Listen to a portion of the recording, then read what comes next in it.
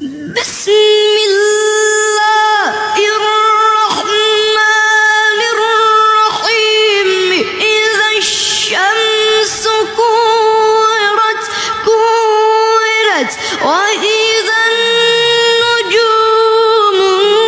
انكدرت وإذا الجبال سيرت وإذا العشار عطلت وإذا الوحوش حشرت